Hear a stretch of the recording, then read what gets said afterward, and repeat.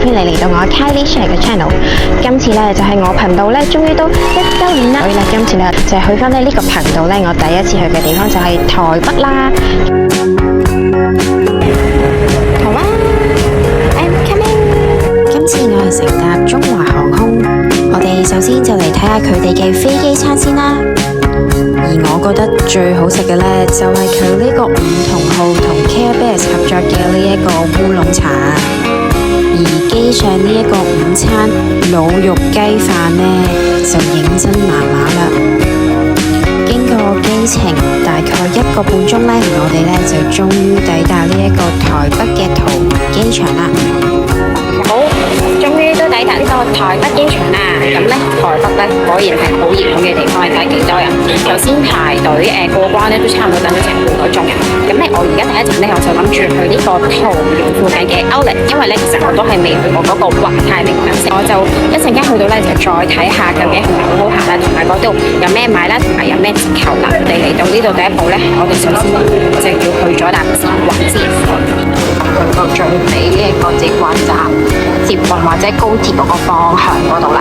因為呢，呢個華泰名品城呢，其實呢就好近桃園機場嘅，其實就應該如果搭捷運呢，就大概好似20分鐘就到㗎啦。咁所以呢，我覺得呢個都不失為呢喺第一日或者最後一日可以去行下嘅地方。咁我哋就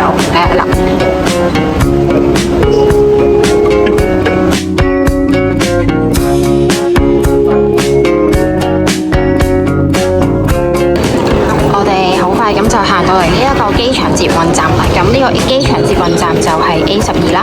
咁如果咧要去華泰名品城咧，我哋就去到呢個 A18嗰個站落車嘅。見到咧，佢咧其實就有分呢個普通車啦，有普通車啦，同埋直達車嘅。咁咧我哋咧就搭普通車，呢個老街溪方向啦，咁就可以去到 A12嘅。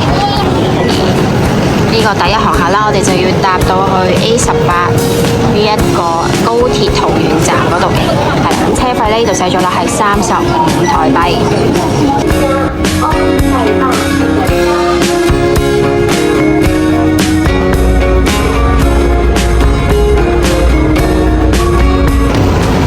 而家呢搭咗大概25分鐘呢，就到達呢一個高鐵桃園站啦。咁一出嚟呢，就2個出口嘅。咁如果呢大家要搭高鐵嘅話呢，咁就可以喺呢度啦。呢個就係高鐵。跟住呢，而我哋而家呢，就去呢個華泰名品城呢，就係2號出口，一出直行就已經係 Outlet 啦。咁我哋而家就出發啦，到呢一個華泰名品城，我哋就咁睇咗個外觀先，都幾似喺歐洲或者日本嗰啲 Outlet。呢個都係應該台北最大嘅 Outlet 㗎啦。好，今日係平日啊，所以呢應該就唔算好多人啦。我哋而家一入到嚟呢，就咁直行2分鐘啊，就到啦。好，轉頭會行呢個 Loewe 啦，想睇下 Celine 啊嗰啲啦，跟住都應該有啲嗰啲運動品牌，應該全部呢度都齊㗎啦。我哋就去兜一圈先。嘉欣入到嚟就見到 Under Armour 啦，咁我哋就入咗去 Under Armour 睇下先啦。佢做緊呢個3字起喎，精選鞋款就買1送1。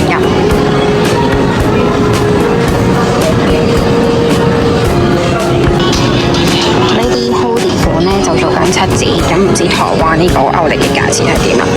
呢個 hoodie 就做緊2880蚊台幣，7折咗，大概講最多人睇都係鞋㗎啦。好似呢一對鞋呢，做緊呢個7折咗就3200蚊台幣，即係都大概800蚊港幣，好似咁睇落都唔係真係平好多啊，同香港比。佢都有一啲係半價款嘅，呢啲半價咗。跟住而家到嚟呢個巴黎咁佢呢度就買2件有8折。呢個9060呢一對咁呢，3416台幣，即係大概888咁蚊港幣啦，原價1299，咁即係大概6、7折啦。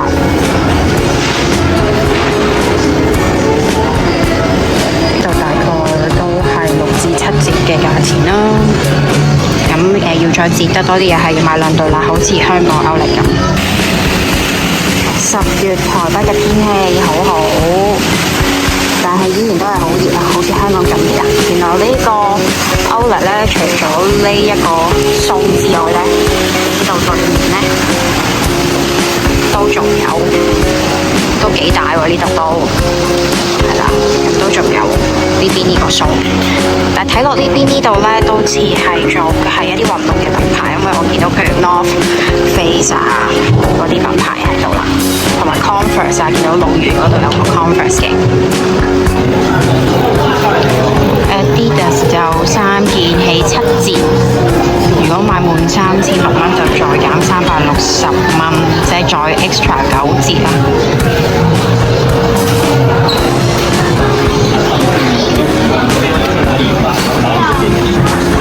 跟住呢度都仲有啲係5折起嘅鞋款，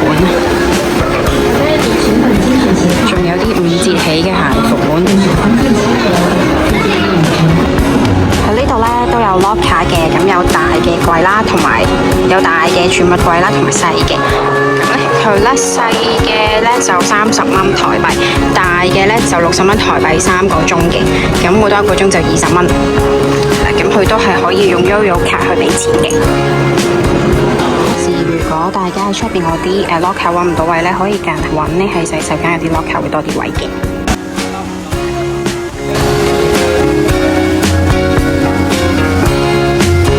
頭先咧入咗去 Celine 嗰度睇啊，咁咧見到咧其實佢呢度歐力嘅嗰啲袋款咧，其實都算係幾同而家出邊買緊嘅有啲袋款咧都幾接近嘅。除咗係可能有一啲舊款嘅色，可能佢就唔再出之外咧，咁其實佢啲袋款都有啲 classic 嘅袋款見到啦，譬如可能係 monogram 嘅之前好興嘅嗰個餃子包啦，同埋嗰個 bucket 嘅嗰個袋咧喺呢度咧都有嘅，係啦，只係咧嗰個顏色咧就係可能係上1季或者上2季啦，但係咧價錢方面咧我就唔覺得佢特別平啦，因為咧譬如我以嗰個bucket bag 為例啦，咁我放翻張相喺呢度啦，因為入邊店內咧就唔俾我拍攝嘅，喺呢度嘅歐力價咧就大概係44,800蚊台幣啦，咁即係圍起港紙咧大概係11,500蚊，但係喺香港咧嘅零售嘅價咧係13,000蚊，咁所以咧你就當係打翻個800折啦，咁但係呢度啲袋款，呢度啲歐力嘅款咧比我想象中咧即係更加多classic嘅款係可以選擇嘅，就唔係啲好奇怪嘅顏色啊或者係咩，因為佢連咧最新嗰個皮嘅嗰個bucket 嘅嗰個包咧，佢喺呢一度都有嘅。大家如果中意 Celine 嘅話，你就可以參考下我呢條片，睇下你會唔會過嚟呢一度睇啦。頭先入咗去 Coach 度望咗轉啦，咁袋款嚟講呢，同其實我覺得同香港 City 嘅歐力嗰啲袋款差唔多，價錢我都覺得都係差唔多，甚至乎有啲貴過 City 幾添。係啦，例如我見到有個棒球袋啊，為例啦，我記得我喺 City 幾嗰度見到係1450蚊，但係呢度呢係1500幾蚊嘅。到台北呢一度嘅 Coach 我就覺得應該冇香港嗰個咁平啦，或者甚至乎咁嘅當然就冇日本啦，或者歐洲嗰啲咁平啦。孖天 T 咧，我見佢啲 T 就大概係380蚊，跟住譬如啲褸款就差唔多去到1000蚊。咁當然呢個就一定係韓國買最平啦。好，而家暫時行咗一圈，都覺得呢度冇咩嘢係好特別好抵嘅。係啦，如果大家係去開呢一個日本嘅歐力啦，甚至乎有時如果你去香港 City 嘅嗰個歐力咧，有機會都係會平過呢一度嘅。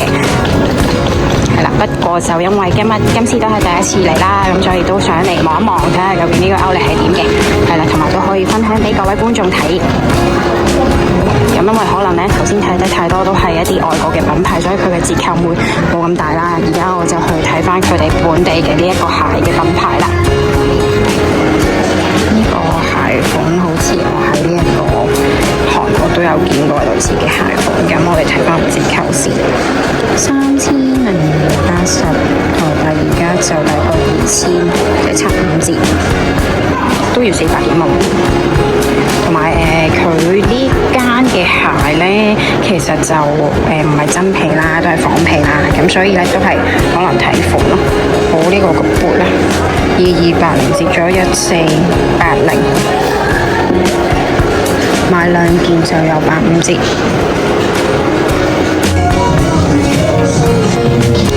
我哋睇下 Polo 嘅呢一啲剪接，啲cardigan最卡式嘅cardigan，4540，即係1400蚊。香港好似唔記得咗1380定1280，應該都係差唔多。3690呢個。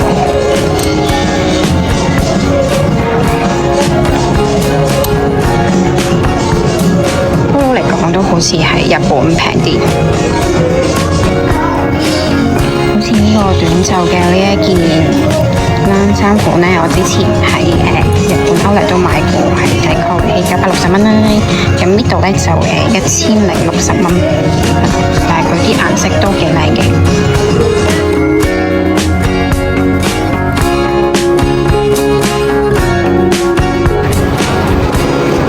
呢度仲開咗一間勁大間嘅鋪碼，跟住呢一邊呢，就仲有呢個 Burberry 同埋 Prada 嘅。哇！呢個鋪碼入邊有勁大個 Cry Baby 啊，有鋪碼勁大間，仲有個La Boubou鬆。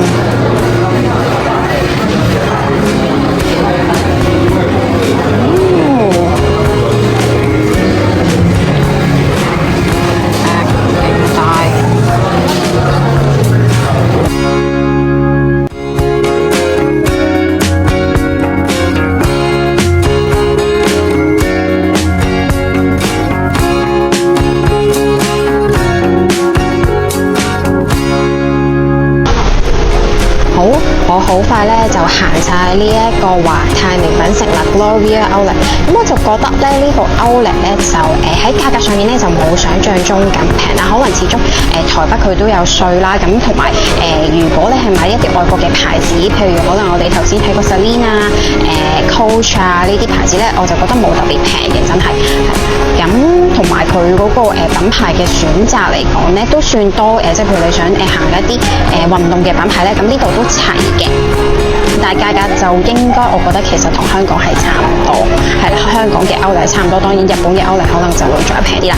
頭先咧，我啱啱都入咗去Loewe嗰度睇，咁我見到佢啲袋款咧，即係譬如有一個我都幾有興趣嘅一個叫做 Puzzle 嘅 photo bag 咧，咁我見佢喺呢度嘅折扣價咧，折咗之後咧就大概係11600蚊，咁同即係比起原價咧就大概係72折到啦，係啦，咁所以咧，我覺得如果你哋嚟呢一度嘅Outlet咧，除咗可能可以睇下啲運動品牌之外咧，咁Loewe同埋 Celine 咧都可以過嚟呢度望下嘅，如果中意嘅話，係啦，咁呢個咧我就純粹就 share 俾大家啦。我今次嚟都冇逐間咁樣拍啦，因為我睇勻晒，咁我都覺得都對於我嚟講咧，真係唔算個折扣嘅優惠唔算特別啦，咁所以咧我都冇咩收穫㗎。不過我就想純粹拍完之後咧，亦都想 share 俾大家。如果大家譬如可能係尤其是可能係翻去回程嘅時候，可能係5、6點機嘅，咁可能咧諗住可以過嚟呢度，我覺得大概行2個鐘頭咧都夠嘅。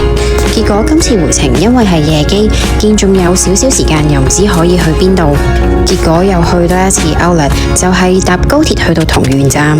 因為係假日嘅緣故，所以咧今次咧係多人過我上次去好多，所以咧啲店鋪尤其是係 sports brand 咧都零舍多人。所以如果大家去嘅話咧，都可以睇下可唔可以避開到假日。今次條片就簡單介紹咗華泰名品城。如果大家中意我呢條片呢，就記得俾個 like 我，同埋記得 subscribe 埋我嘅 channel。咁我哋下集再見啦，拜拜。